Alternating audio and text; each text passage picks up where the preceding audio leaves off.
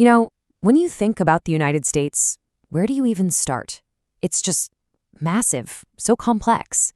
Well, we're going to try and build a picture of it piece by piece. And the very first piece, it's just one single, absolutely mind-boggling number. Yeah, 334 million. That's how many people call the U.S. home. Just let that sink in for a second. That number, it's the backdrop for everything else we're going to talk about, from the sheer size of the land to its power on the world stage. Okay, so with a country that big, where do you even begin? I think the best place to start is literally from the ground up, the land itself. Because that physical geography, it shapes everything. We're talking economy, culture, the whole deal. So let's take a look at this huge continental canvas. All right, section 1, a continental canvas. And look, this isn't going to be some boring geography lesson, I promise. This is about the land that has truly forged America's identity and its story. I mean, the scale is just, it's hard to wrap your head around. You've got the United States, right? It's literally sandwiched between two massive oceans, the Atlantic and the Pacific. And then you have these enormous land borders with Canada to the north and Mexico to the south.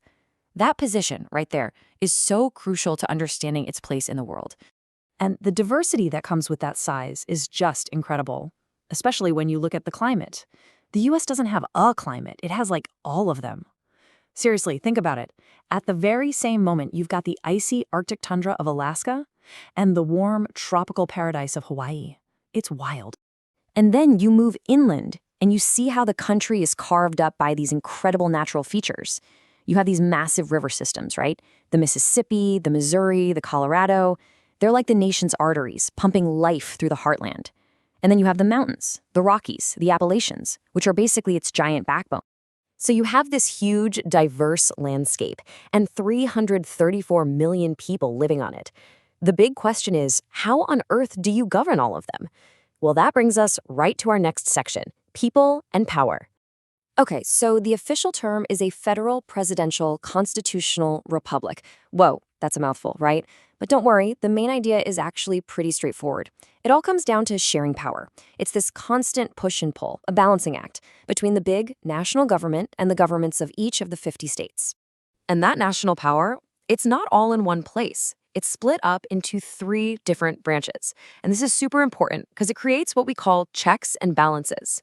So you've got the president, who is the head of state. Then you have Congress, which is the House and the Senate, and their job is to make the laws. And finally, you have the Supreme Court, the highest court in the land, which has the final say on what those laws mean. And where does all this happen? The physical center of this whole political universe is Washington, D.C. It's a city that was literally designed and built from scratch for one reason and one reason only, to be the capital of the nation. Okay, so we've talked land, we've talked government. Let's switch gears and talk about money, the economic engine. And this isn't just about what powers the U.S. itself. We're talking about an economic force that honestly shapes the entire world. Get ready for this number, $27 trillion. That's the rough size of the U.S. economy, its GDP. Now, to put that number into perspective, because it's almost too big to imagine, it's not just the biggest economy in the world. It's bigger than the next few biggest economies combined. Just wow. So what's behind a number that big?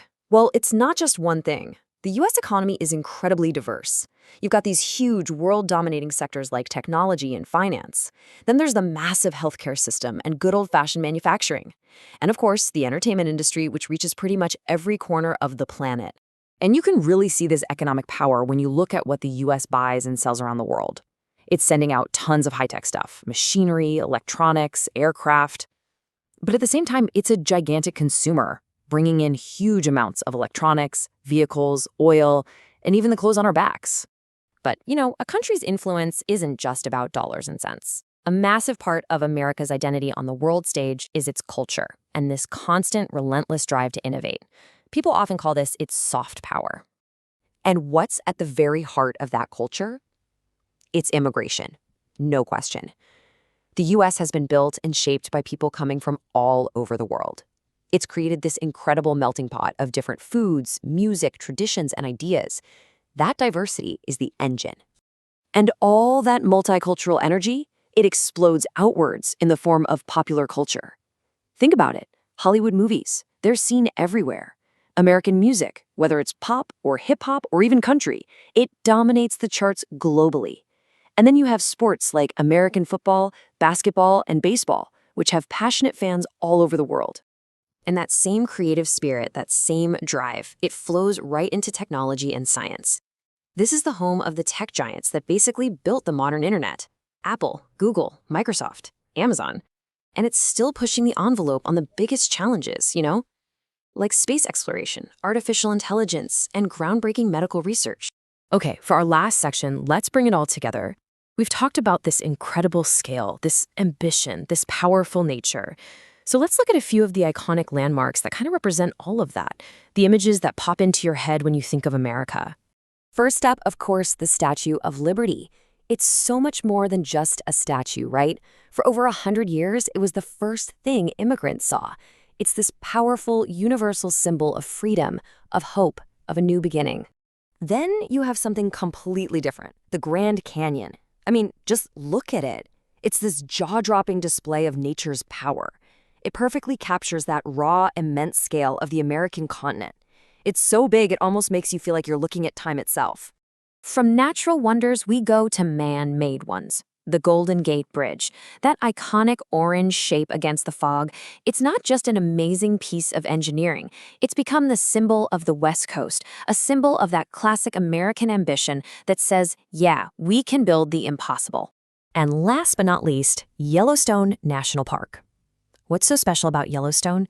Well, it was the world's first national park, and it represents this really powerful and kind of revolutionary American idea that the most stunning, wild places shouldn't belong to a few people.